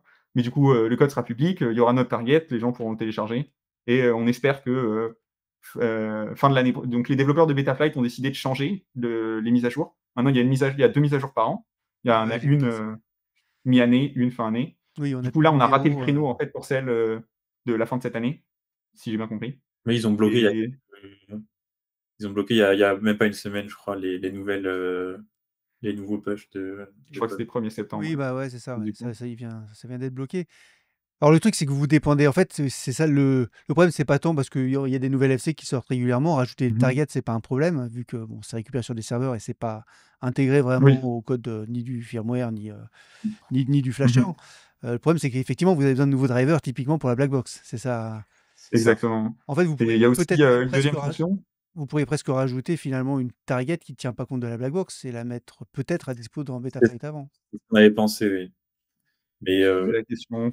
Il faut voir. Après, sinon, est-ce que c'est tellement grave d'aller sur notre site pour télécharger un fichier? Je sais même pas honnêtement combien de personnes mettre à jour leur FC. J'ai pas l'impression que ce soit quelque chose qui soit forcément fait par tous du les coup, quand il y kiosques. aura 4.7, évidemment, il y aura un intérêt, mais du coup, d'ici là, normalement, ce sera intégré dedans, donc pas de souci. Ok. Mais après, là, vu qu'elle est déjà livrée avec la dernière version, en soi, on pense que bon. Oui, on utilise un mode de gyro qui permet de réduire le bruit par 5. En fait, le gyro a besoin d'une fréquence interne pour être bien régulier. Et dans la dernière version qui va sortir de Betaflight, la 4.6, il y a le processeur peut donner cette horloge au gyro. Parce que le processeur a une horloge, le processeur il a accès à l'horloge cristaux, et de manière générale, c'est beaucoup plus précis. Et du coup, c'est un mode qui vient d'être rajouté dans Betaflight, et du coup, on n'a pas trop envie de. Du coup, le minimum pour voler notre FC correctement, enfin, comme nous, on veut qu'elle vole, c'est 4.6. Et après, logiquement, dans la prochaine version, il y aura la black box avec le driver que je code. Ok. Alors, du coup, j'en profite. Vu que pour l'instant, les drivers sont pas encore prêts, ou peut-être qu'ils sont en version dev, mais c'est-à-dire qu'en fait, vous constatez que le drone vole bien, mais vous n'avez pas vraiment fait de black box encore? On constate que ça vole bien, effectivement, littéralement dans un vol, pour l'instant, j'ai pas pu enregistrer de données. D'accord. Mais après, on a fait des tests sur le banc, j'ai branché l'oscilloscope pour vérifier l'alimentation du gyro, ça marche très bien. Donc, ça, on est content. J'ai testé, là, on a 2 pilotes qui l'ont testé, ce prototype-là, en plus de nous, du coup. Mhm. Et du coup, eux, ils ont eu des très bons retours dessus. Ils disaient que ça fonctionnait très bien. Il y avait l'interrogation sur la puissance du G4, mais ils voient aucune différence avec une autre FC. Enfin, voilà. Donc, en vrai, pour nous, le plus important, c'est qu'elle volait bien. Des gens l'ont testé, elle volait bien pour eux aussi. C'est vrai qu'on n'a pas fait forcément les tests scientifiques black box, mais en soi, du coup, il n'y a pas trop de. Enfin, Oui, enfin, vous Et n'êtes pas après, il y a inquiet. quand même je trouve qu'il y a une limite sur à quel point une FC peut bien voler dans un certain sens. C'est-à-dire que je suis pas pilote de race, hein. Je suis pas la personne pour juger à quel point vole une FC, mais j'arrive à faire la différence entre un ESC mauvais et un bon ESC. Et en vrai, une FC, si elle vole correctement, je peux rien dire. Ça peut être une FC à 200 € comme une FC comme la nôtre à 40. Ça marche bien. Il y a des FC vraiment terribles qui volent mal, mais Oui, donc c'est devenu ce qu'on dit, c'est relativement. plus. Exactement. mais et encore de ce qu'on a discuté, c'est ça, c'est qu'en général, maintenant, des FC, enfin, soit elles fonctionnent, soit elles fonctionnent pas, mais quand elles fonctionnent, en soi, tu vois pas forcément la différence entre elles, quoi. Ça peut On va peut-être pas être. dire qu'elle vole mieux qu'une FC H7 à 80 € parce qu'on pense qu'elle vole le SEM, pareil. Sauf que la nôtre, elle coûte 40 €. Donc, On est plus sur le rapport qualité-prix. Moi, effectivement, c'est vrai que j'ai hâte d'avoir la black box parce qu'effectivement, ça permet quand même de comparer ce qu'on va pas forcément sentir avec les doigts. Peut-être que justement, toutes les optimisations que Mmh. vous avez fait, on va peut-être justement voir que. Alors, Mmh. même si aujourd'hui, effectivement, comme vous dites, Je suis très il y a plein surpris. de FC qui ont déjà des black box qui sont super clean, donc ce sera peut-être encore mieux. On n'arrivera peut-être même pas vraiment à le quantifier Mmh mh. sur la black box, mais ce qui est quand même assez intéressant, enfin, la black box, ça sert aussi des fois pour du diagnostic. Des problèmes qu'on peut Oui, avoir sur le drone, hein, qui sont liés à des On est pièces de d'accord. la frame, à autre chose, donc c'est vrai que ça, voilà, ça reste pratique pour ça. On n'a pas mis la pièce pour qu'elle ne fonctionne pas, hein. C'est juste Oui, que, écrire le code était, honnêtement, j'avais jamais écrit du code pour Betaflight avant et du coup, il y a, une learning curve, et c'était OK. pas forcément dans les choses, les plus prioritaires parce que d'un côté, nous, quand on volait, on a eu aucun problème où on s'est dit: «Ah là, ça marche vraiment pas, faut qu'on débug». Du coup, c'était pas la première étape une fois qu'on a eu les prototypes de se dire: «Tiens, on va coder la black box». Mais moi en plus, j'avais jamais trop eu l'habitude de l'utiliser. Je l'avais fait quelques fois, mais c'est pas ce qui m'avait permis d'avoir des drones que je trouve bien volés ou qui machin. Donc du coup, c'est vrai que c'était pas une priorité. Et même en discutant avec les pilotes qui les testaient, enfin, on a Arthur qui travaille chez DFR qui monte les BNF là-bas. On a discuté avec lui, il l'a testé, il disait que ça volait très bien. Et lui, pour ses drones perso, il fait pas vraiment la black box parce que bon, il trouve que ça suffit et c'est agréable et voilà. Mais donc du coup, c'est vrai qu'on s'était pas plus penché que ça dessus, quoi. Mais bon. C'est vrai que ce serait intéressant de lui donner la black box à lui aussi parce que il a un comparatif énorme parce que chaque drone là-bas est testé par Arthur avant d'être vendu. Donc du coup, ils font les black box, ils regardent tout ça, ils peaufinent les réglages par rapport à ça. Donc là, je pense qu'on aura un échantillon énorme de black box et on pourra voir si du coup la nôtre, elle surperforme ou pas comparé aux autres. On parlait du microcontrôleur, donc vous avez opté pour le G4. mmh Est-ce qu'il y a enfin, c'est juste le prix qui vous a découragé à prendre une F7 par exemple ou une H7? Il y a plusieurs problèmes. Encore une fois, l'idée de base, c'était de se dire: «On veut un composant petit». Et en fait, souvent, si on veut des H7 petits, il y a énormément de pins et du coup, on passe, tout de suite à un mode, BGA. Pour, donner un exemple, donc nous, notre processeur, on a 48 pins tout autour, sauf qu'on n'a pas de pins, on a juste des bouts de cuivre. Donc on est un peu à un entre-deux. On a des bouts de cuivre qui sont sur les côtés et en dessous, mais juste sur l'extérieur. Et ça va, ça reste assez facile, à souder. Après, il y a quelque chose d'autre qui s'appelle le BGA, le Ball Grid Array. Heu et là, va y avoir des pins tout partout, sous le processeur. Et ça, c'est OK. beaucoup plus dur à souder et c'est aussi pas quelque chose qu'on peut inspecter. Ou alors il faut l'inspecter, à l'X-ray et les machines X-ray, elles coûtent, 75 000 €. J'ai pas 75 000 € à mettre dans une machine X-ray pour, des pins BGA. Du coup, l'idée de base, c'était plutôt, de se dire: «On veut quelque chose avec, un maximum de pins utiles, faut que ça soit petit». Heu, le prix est quand même important, hein, effectivement. Donc, si c'est forcément, si le G4 marche bien et du coup, le G4 comparé au F4, c'était plus pratique à développer pour faire le design électronique de l'AFC, c'était plus simple, un G4 qu'un F4. Donc, c'est un peu Ouais, le G4 est bien un peu bien partout, donc, OK, oui, ça nous aide. c'est dangereux. Parce que je pose la question parce qu'effectivement, comme vous avez un Mmh. gyro qui tourne à 8K, il y a toujours des gens qui aiment bien avoir, la boucle PID qui tourne aussi à 8K, même si, hein, concrètement, je pense qu'à l'aveugle, c'est Là, pas tellement faire la on est à différence. 54% avec, la boucle PID à 8K, je crois, de CPU Ah, vous load. ouais? On est à 8 bits, ouais.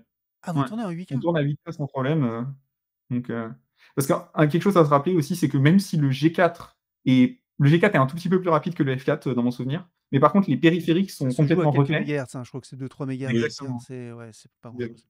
Par contre, les périphériques sont plus rapides, donc, par exemple, faire, des actions, est censé consommer, un peu moins de CPU, heu, D'accord. donc voilà. Betaflight vous laisse l'option du 8K parce que je sais que sur une F4, typiquement, si tu actives le D-Shot bidirectionnel, tu peux pas activer, à moins d'overclocker le F4, tu peux pas activer, hein, depuis la 4.4 ou 4.5, je sais plus, tu peux plus activer la boucle PID à 8K si tu as le D-Shot bidirectionnel activé sur une F4.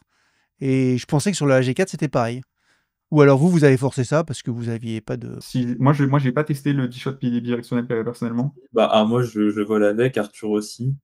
Alors après, potentiellement, vu que c'est une version dev, potentiellement c'est forcé. Oui. Mais je pense que si on a pu mettre l'option, elle doit être intégrée dedans. Enfin, ça me paraît très bizarre sinon. Bah, Donc, on bah, peut, hein, typiquement à la F4, je sais que tu peux, si tu overclock, tu peux choisir l'option. Donc peut-être qu'il y oui, a donc, moyen, et puis si vous êtes sur votre firmware un peu de dev, vous avez plus de Mmh leviers mh. sur les options et moins de contraintes qui sont liées finalement. Je pense que la contrainte, elle vient du configurateur, hein, pas du firmware. Donc, mmh, Oui, donc, souvent. bah, de toute ça tourne façon, à 8K, ok. tu pourras tester, mais là, oui, on est en 8.8, on a toujours Ok. testé comme ça. On avait un CPU load, enfin, pratiquement même ridicule, quoi. Enfin, ça allait. 54, si jamais on désactive l'accéléromètre, parce que certains racers mettent juste le gyro, on descend à 45 environ. Ok. Donc, Je suis pour nous, on est large, hein. Oui, en fait, là, quand au début, on se posait la question, en fait, avec le G4, ou est-ce que ça suffirait ou pas, machin. Potentiellement, ce serait assez bien, mais ça permettrait d'avoir une Mmh. FC, entrée de gamme en soi, qui vole quand même bien, qui pourrait suffire. Mais en fait, là, on se dit que, visiblement, ça il y a même pas vraiment de compromis avec ce processeur-là, quoi. Actuellement, Ouais, pour ouais, un je m'attendais pas à cette réponse, donc c'est une très bonne nouvelle, c'est cool. Là, on se pose des questions, c'est pour faire tourner ArduPilot. C'est un projet que j'aime bien, ArduPilot, moi, et du coup, j'ai pas encore essayé de porter ArduPilot dessus, mais du coup, là, peut-être qu'on fera une FC, H7 spécifiquement pour faire tourner ArduPilot. Elle fera tourner Betaflight aussi, hein, mais c'est qu'on a déjà une FC qui fait très bien tourner Betaflight, donc c'est pas une priorité pour Betaflight. Par contre, je dois vous poser quand même la question que tout le monde va se poser. Mmh. Pourquoi avoir renoncé à l'OSD analogique? Alors encore Et une fois, c'est pour en particulier pour le modèle Race, parce que c'est plus là où ça m'a plus surpris. alors, aujourd'hui, en race, ce qui domine, c'est HD0 de loin. Ah vraiment? Puis Ah maintenant, ouais? tu vas sur une course, tu as plus de ça dépend du niveau de la course peut-être, hein, mais tu as plus de HD0 que d'analogique, beaucoup plus. Et on a aussi des shops qui nous ont donné des infos, et on sait qu'aujourd'hui, l'analogique, c'est moins de 10 des ventes, en tant que VTX. Du coup, sachant qu'on va vendre une nouvelle FC, ça prend de la place. C'est gros. Voilà, l'OSD, c'est vrai que c'est un coût sur la FC et c'est vrai que c'est un peu dommage que beaucoup de gens le payent alors qu'ils vont pas l'utiliser. En soi, on aurait bien aimé faire potentiellement 2 versions différentes, mais le côté une face, du coup, nous empêche d'avoir cet OSD analogique parce qu'il est assez Sinon, volumineux. ça rajoute énormément de travail parce que, en fait, si on fait 2 faces, dans ce cas-là, autant mettre beaucoup de choses sur la deuxième face, entre guillemets. On n'a pas envie de faire 2 faces juste pour un composant, sachant que l'OSD analogique, c'est une puce assez vieille, qui est gigantesque. Du coup, Mais par c'est contre, on a une solution là-dessus qui pour nous est plus logique. Je t'ai vu mettre un message. C'est mmh ça, c'est d'avoir fait un là, on va faire en premier un OSD externe pour, du coup, comme ça, tu vas pouvoir connecter en externe ton OSD sur ta Du coup, ce FC. sera une petite puce avec un tout petit microcontrôleur, la puce analogique, et on la connectera en UART. Et en fait, ça permettra à avoir des gens qui ont des FC, n'importe qui a une FC HD, pourra la connecter et ça fonctionne. D'un point de vue code, en fait, ce sera comme les OSD HD, ça passera par-dessus l'UART en MSP. D'accord. Mais est-ce que typiquement les gens qui font de la race en analogique vont vouloir se rajouter un OSD Du coup, externe? de ce qu'on a vu, les gens qui demandent l'analogique, c'est plutôt du long range, j'imagine, ou du freestyle. C'est vraiment je crois qu'on n'a pas eu dans race des gens qui nous demandent: «Ah j'aimerais bien avoir ça pour la race». Parce qu'aujourd'hui, D'accord. vraiment, Ouais, je suis étonné. Ok. parce que tu as pas mal de gens en DJI O4 maintenant, avec le mode race qui fonctionne, très bien quand même Qui marche sur notre et FC aussi. qui du coup ça fonctionne sur notre FC donc pas de souci et après il y a, du coup beaucoup de gens en HD0 quoi. Tu vas à une course internationale aujourd'hui, franchement tu as 99 des gens en HD0, c'est assez impressionnant quoi. Et du coup, Arthur a volé en HD0 à l'époque où on a designé la FC, donc on s'est dit, l'idée de base, c'était quand même de faire un produit que Arthur c'est le produit parfait entre guillemets pour Arthur.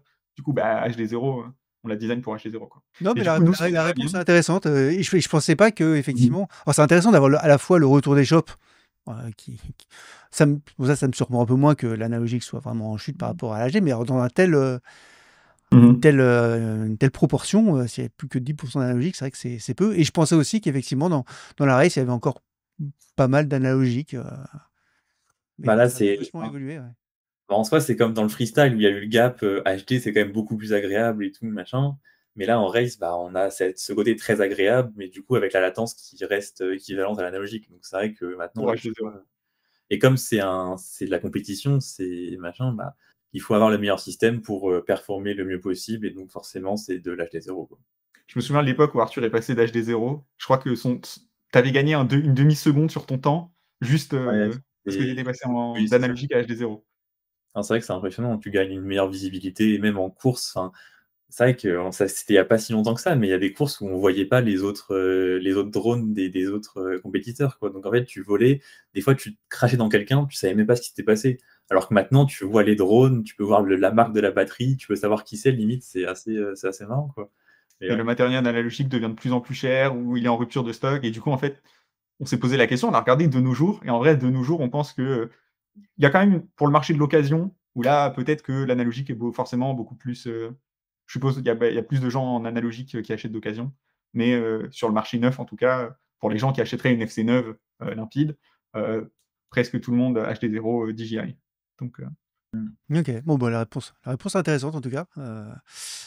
Bah, même question d'ailleurs pour le baromètre. Alors, là, pour la race, je comprends aucun intérêt. Mais comme on parlait un peu potentiellement un peu de long range, à un moment, voilà le baromètre parce que ça pourrait aussi intéresser ceux qui font de la Presta Pro. Avoir un barreau, ça peut être, Ouais.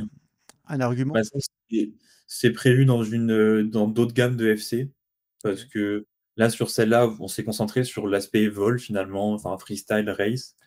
Peut-être du coup, oui, long range, tu peux être un peu limité par rapport à ça, mais voilà. Et c'est vrai que bah, le baromètre, c'est un coût, c'est de la place. Donc, je pense que ce sera une version, on ne s'est pas encore mis d'accord, mais je pense que ce sera une FC qui sera à une dizaine d'euros de plus, avec une deuxième alimentation pour alimenter, Mmh. bah, si on est en plus de 6S, enfin, du coup, une 12 volts, une 5 volts, et un baromètre, voilà. Donc, Du coup, exactement. Parce mm, que sur la 20-20, je crois que, là, sur la 30-30, tu regardes et en vrai, tu peux dire là, en haut à droite, il y a pas de composant, il y aurait la place de mettre un baromètre. Mais en fait, cette 30-30 a été designée vraiment sur la 20-20. Donc en fait, mm. à la base, on a fait la 20-20 et puis on a fait la 20-20, on a gardé exactement le même, le Ouais, le schéma même électrique. cœur et puis vous avez tiré les connecteurs quoi, en gros, Exactement, Ah, et voilà, on a juste rajouté des connecteurs et c'est exactement les mêmes composants connectés exactement de la même manière que la 20-20 et du coup, c'est pour ça que, bah, on s'est pas trop dit un baromètre en plus, on s'est dit on va faire la même FC en 30-30 pour les gens qui la veulent en 30-30. Et après, on fera vraiment une FC que 30-30 comme a dit Arthur, pour les gens qui veulent du freestyle avec un baromètre, une deuxième alimentation, si tu veux alimenter ton VTX pas directement par la batterie, ouais. un bec 9 ou 12 volts, on ne s'est pas encore décidé. mais aussi, là, ce qu'il faut se dire, c'est que là, les FC, on peut se dire potentiellement, il y a de la place ici, machin, mais si tu zoomes, on voit les traces. Et donc là, nous, on a déjà 6 couches, donc c'est quand même assez complexe. Et Mmh. donc, du coup, il faut avoir la place pour mettre les composants, mais aussi passer les traces pour relier ces composants-là. Et ça, c'est pas forcément évident. Et en Je crois que fait, tu as aussi. petit truc intéressant sur ce design, ce qui est limitant, c'est pas les traces, c'est les vias. Et en fait, le via, c'est les espèces de points ronds que tu vois au bout de la majorité des traces, et ça permet de passer d'une couche à l'autre. Et en fait, ça fait Ah un oui. trou à travers toutes les couches. Du coup, Ouais. il y a une limite on peut pas gagner tellement de place en rajoutant plein de couches, à moins de passer pour un autre système de fabrication de PCB, bien plus cher, pour avoir des trous qui ne font que certaines couches, on n'a pas besoin de faire un trou à travers l'entièreté de l'AFC. Du D'accord. coup, Et voilà. là, on voit l'autre côté où là, on s'est un peu éclaté sur les traces. Je me suis amusé avec des traces un peu organiques. Ah oui, on a Et oui, effectivement, c'est pas, c'est oui. c'est pas du 45, c'est du organique, c'est sympa. En Honnêtement, ça soi, ne fera zéro différence, mais voilà. je Théoriquement, ça peut aider sur le courant, enfin, Oui, ça faut peut que c'est cool aider, après, mais ouais. Ouais. voilà, si on imaginons gratte aussi d'avoir plus de cuivre, en faisant des choses arrondies, on peut gratter bien dans chaque petit espace, rajouter des bouts de cuivre en plus. Donc mais en soi, regarder les FC, c'est assez marrant. Enfin, je trouve que du coup, maintenant que j'en ai fait, forcément, je trouve ça assez beau et de voir, où tout passe, machin, bref. Tant qu'on regarde l'arrière, moi, il y a un truc qui m'a un peu interpellé. Bon, je suis mmh peut-être un peu psychopathe, hein. C'est vrai que, comme je t'avais dit, hein, moi, j'utilise que les connecteurs, enfin, j'utilise quasiment que les pads à souder. J'utilise assez peu les connecteurs, à part éventuellement pour les ESC. Et bah, du coup, voilà, c'est une FC, on va dire simple face pour au niveau des composants. Et les pads sont donc de ce côté-là. Mais ça veut dire que le gyro, il va se retrouver du côté des ESC. Et est-ce que vous n'avez pas peur que ce et soit bah, c'est une très bonne problématique? question. Et ben, on a testé et je ne mesure aucune différence. D'accord. D'où C'est-à-dire que, on a pris, l'oscilloscope, avec, dans le sens de l'ESC, sur un banc forcément parce que je peux pas connecter l'oscilloscope pendant que ça vole, mais je je vois zéro différence, sur l'alimentation.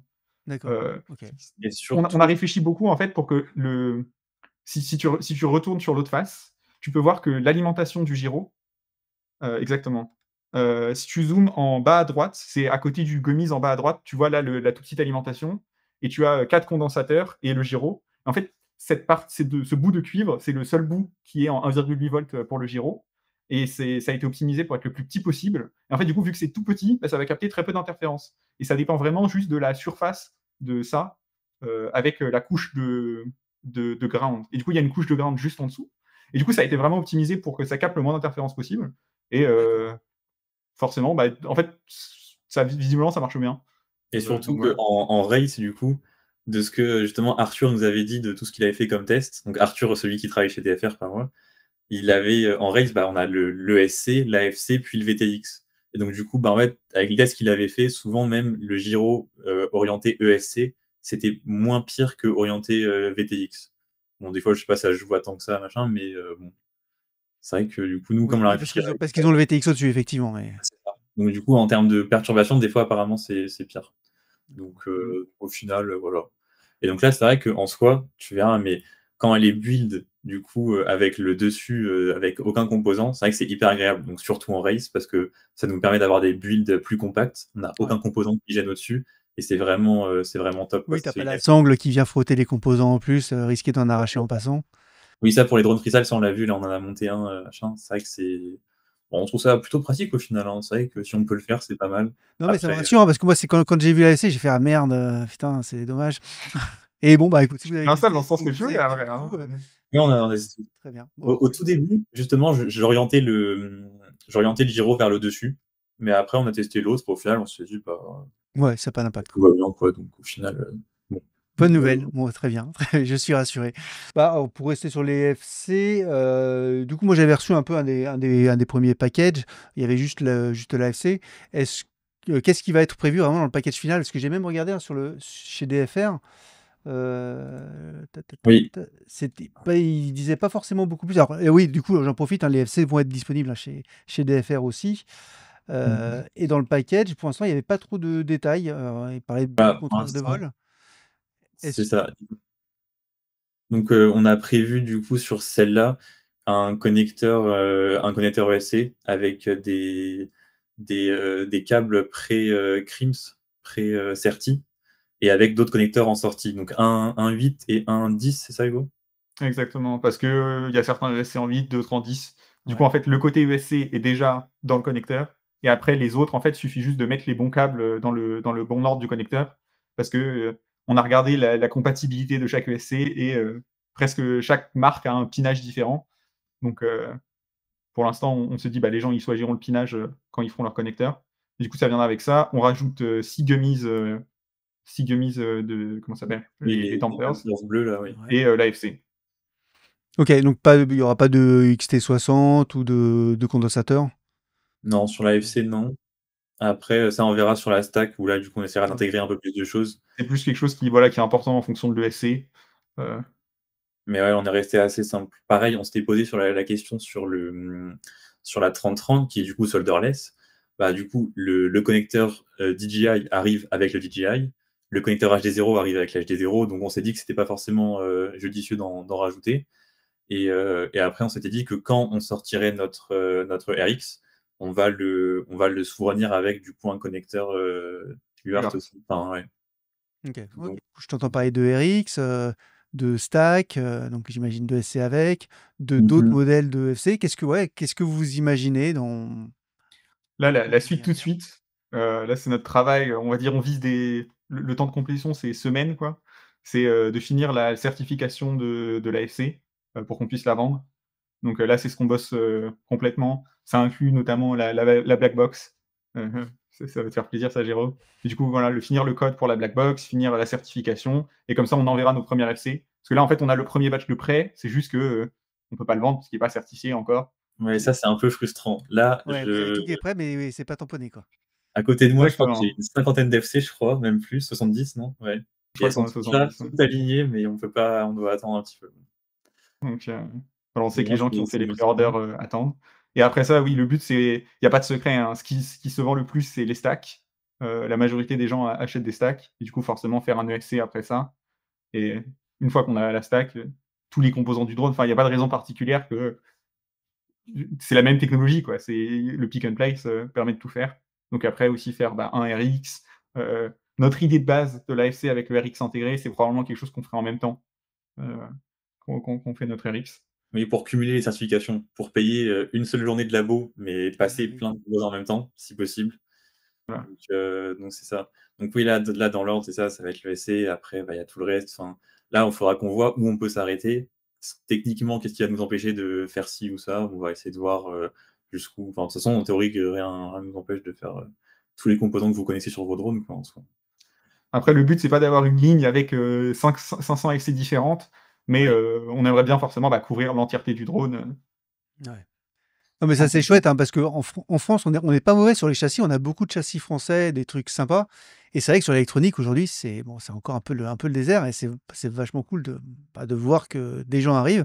Vous, a priori, vous n'êtes pas les seuls. Il y a d'autres personnes qui commencent à en parler aussi. Donc, mais en tout cas, bon, c'est bien de voir que sur l'électronique, on arrive. Quoi. On a les châssis, c'est cool, mais c'est bien de voir d'autres choses arriver et d'avoir de plus en plus de matos qu'on met dans nos drones qui potentiellement peut être produit en France. Et en plus, là, moi, mon étonnement du jour, c'est quand même de voir que vous arrivez à faire ça dans des prix complètement décents, quoi. Mm. Donc, Bah ça, aujourd'hui, tu vas sur DFR, tu vas dans l'électronique, tu vas dans FC, tu tries par prix. La première que tu vas, enfin, l'une des premières que tu vas voir, c'est la nôtre. Donc c'est vrai que même nous, on est un peu surpris. Enfin, on pensait pas tomber à des prix aussi bien, quoi. Mais du coup, au final, on est super satisfait, quoi. Parce qu'au final, tout le monde s'y retrouve, quoi. On a des marges décentes pour les shops, on a une marge décente pour nous, et qu'au final, il y a une bonne qualité, donc c'est vrai qu'on est satisfait là-dessus, quoi.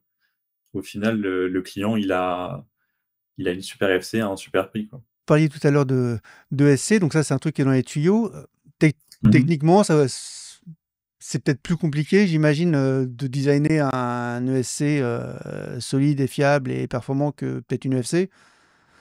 C'est vrai que c'est plus facile d'avoir un ESC qui marche mais mal, alors qu'une FC, comme on a dit plus tôt, sera marche pas. Pour l'instant, on n'a pas notre premier proto, quoi. Donc, j'ai pas trop de commentaires intéressants à faire là-dessus. Vous avez une idée sur le firmware que vous allez mettre Ah ça, AM32 forcément, parce AM32, que ouais. c'est très difficile de trouver autre chose. De nos jours, AM32, c'est devenu, dans les dernières versions, ils ont fait beaucoup d'améliorations, c'est open source, donc c'est dans la logique des autres firmware qu'on utilise. Donc ce sera AM32 et on n'a pas vraiment de date, probablement plusieurs mois, hein. Je pense que si quelqu'un se dit, «J'ai envie de me faire un nouveau drone, est-ce que j'attends la stack limpide?» Moi je lui dirais: «Bah, achetez ma FC, mais prenez un autre Ouais, FC, pas tout de qui est suite. connu pour bien marcher». Mais là, au moins, on a l'expérience de l'AFC pour savoir un peu les délais de production, de prototypage et de certification, quoi. Donc c'est vrai que ça prend un peu de temps et après même, bah, c'est un budget de prototyper un ESC. Donc là, c'est vrai que c'est bien de commencer à en vendre pour pouvoir développer le reste plus tard, quoi. Bon, bah, c'est pas mal. On a complètement éclaté, hein, l'objectif de temps qu'on s'était fixé au début, mais en même temps, c'était tellement intéressant que, bon, bah, écoute, je pense que les gens sont contents d'avoir un truc très complet. Je sais pas, est-ce que vous voulez reparler rapidement d'autre chose ou est-ce qu'on a fait le tour? Bah, écoute, oui, moi, je pense que là, on a bien fait le tour, je pense. Oui. Là, je vois plus trop ce qu'on pourrait dire de plus, ouais. Ok. Bon, bah écoutez, les gars, bah, merci infiniment pour le temps pris et puis pour toutes les réponses transparentes. Et puis c'était vraiment intéressant. Je pense que moi, j'ai appris plein de choses en vous écoutant. Je pense que les gens qui regarderont la vidéo, pareil. Donc, bah, merci pour votre temps. Merci pour les produits qui arrivent. Et on a hâte de les voler. Voilà. Bah, Merci de nous avoir invités. Bonne soirée. Un plaisir. Bah ouais, bonne soirée. Et on t'envoie la black box bientôt. Ouais, ça marche. Le firmware. Là, dis-toi que Hugo est dessus depuis samedi soir, hein. Ok. Là, Je me suis arrêté à quelques moments, mais oui, mais ça, bref, c'est pas en pause, mais bon. si tu veux les détails, Ouais. je pense que ça sera pas intéressant dans la vidéo, mais là, il y avait les 2 étapes. Le premier problème, c'était le processeur ne marchait même pas. C'est-à-dire que pas le processeur en général, mais la partie du processeur qui parlait à la black box, le protocole QSPI, ne marchait Ouais. même pas.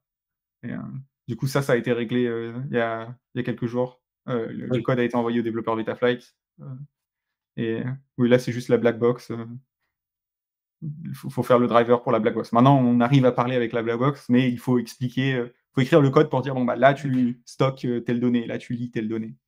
Et là, t'es pas du tout inquiet. Normalement, ça va. On va dire que c'est Heu, une question de temps. J'ai plus du tout l'histoire. non, parce que je peux pas regarder l'intérieur de la black box. Du coup, quand il y a un truc qui marche pas, c'est un peu faut un peu tester des trucs, «aléatoirement» entre guillemets, pour Ouais. savoir si ça va marcher. Mais c'est enfin, on lit le datasheet, on regarde des trucs différents, on connecte l'oscilloscope, on utilise le débugger, on répète, quelques étapes et puis au bout d'un moment ça a marché, quoi, donc c'est bon. Un truc que je trouve drôle par contre, c'est que tu es le premier à vraiment nous dire: «Sans la black box, je la vole pas». Genre la majorité des gens, c'est Non, quoi la black quoi? Non, c'est pas que je la vole pas, c'est que Ça va être oui, j'ai pas envie de j'exagère. la tester si le produit est pas terminé, en fait. Parce que, en fait, Ouais, je moi, comprends. je veux tester le produit que les gens vont avoir entre les mains. Et si je peux pas voir la black box comparée à une autre black box, voir si effectivement c'est au moins aussi bien. Bon, ça m'embête de C'est pas. complètement légitime, hein. Je suis d'accord, mais c'est juste que je suis étonné par le nombre de personnes qui Non, mais en fait, c'est vrai qu'on l'a envoyé à quelques personnes et du coup, on n'avait pas. Enfin, limite, ça, on l'avait mis un personne peu de nous a fait le côté, on l'avait retour un en peu mode oublié. quoi? Et c'est vrai que toi, du coup, ton colis, on te l'a envoyé en même temps qu'on a eu une autre commande pour quelque chose d'autre. Et donc, du coup, on te l'a envoyé comme ça un peu précipitamment. Et du coup, on n'a même pas pensé à ça, mais du coup, c'est un. C'était dans la liste des choses, que je dois faire avant qu'on envoie, les FC, finales, Mmh. mais voilà, c'est Non, mais tout. y a pas de souci, hein. De toute façon, j'ai pas encore eu le temps non plus de monter, de monter le code, Mmh donc mh. je vais le mettre. Mais tu feras gaffe, je sais pas si tu as déjà fait gaffe, mais tu regardes les black box des autres FC, tu verras que la différence, là, la black box, c'est ce qui est le petit composant à côté du bouton, à droite du bouton, en bas à droite. Attends, Et tu je vais reprendre le truc, je au reprends les pire, si trucs. tu veux aller sur BFR ou quoi, tu verras les autres, C'est pourquoi est-ce qu'on il s'est embêté à écrire y a du il y a code? vraiment une différence de bah, là, du coup, C'est c'est en bas à droite, celle pratiquement avec tout des là. écritures blanches dessus. Ça Il y a là? 8 pins. Non. Non, Non, non. ça, Ah c'est non, le 8 pins. diode. Ah oui, ça, ici, oui, Ouais, d'accord, oui. Ouais. exactement. Et peut-être va sur DFR si tu veux, tu iras voir, mais il y a des. Enfin, il y a un monde entre ça qui a genre 16 mégabits et un truc, bref. Alors, j'en ai une Qu'est-ce qu'on petite, a? attends. Est-ce que celle-là, on a une de l'autre côté peut-être? Oui, Ouais, c'est à le gros truc gauche. à gauche. Voilà. C'est le premier truc que j'avais mis C'est ça, et là? ça prenait Ouais. tellement de place. Oui! Putain, ah la vache. Ouais. Donc tu vois le. En surface, on est à plus de 8 fois la taille, quoi. Du coup, OK. surtout pour la 2020, quoi. Ouais, donc là, vous pouvez vous dire que, bah, quand, les drivers seront prêts et mis à dispo, les constructeurs, ils vont pas se priver pour C'est intégrer ça. le même composant que vous, non? Ouais, ouais, probablement. Donc écoute, peut-être que oui, du coup, ils auront des black box petites plus tard, mais après, je sais pas si elle est spécialement moins chère la nôtre. Donc du coup, ça se Si, trouve. non, la nôtre est bien moins chère, Ah, elle est surtout moins pour la chère. taille, en fait. C'est-à-dire que tu as des black box pas chères gigantesques, tu as des black box chères petites et tu as la nôtre qui n'est pas supportée dans Betaflight. Non, mais Donc c'est pour ça, forcément, enfin, ceux qui vont concevoir les mmh fabricants qui vont faire de nouvelles FC, et bah, si ce driver existe et que ça va se savoir, ils vont pas Oui, ils vont aller dessus, en fait, c'est ça. ah bah, ouais, ils Bah, vont au pas moins, se ça, priver. si on disparaît, on aura laissé une trace. Voilà. C'est Faut voir ça comme ça. Mais non, mais c'est vachement chouette d'apporter ça, enfin, c'est plus que du hardware ce que vous faites, non, c'est vraiment vraiment cool, vraiment cool. voilà, on réfléchit le software, on se dit et ça, bien sûr, c'est-à-dire que je sais pas si à quel point tu vois ce que c'est la licence de Betaflight, mais en gros, si on donne du code dans nos FC, on est obligé de publier le code Oui. et du coup, après, nous, on va une étape plus loin.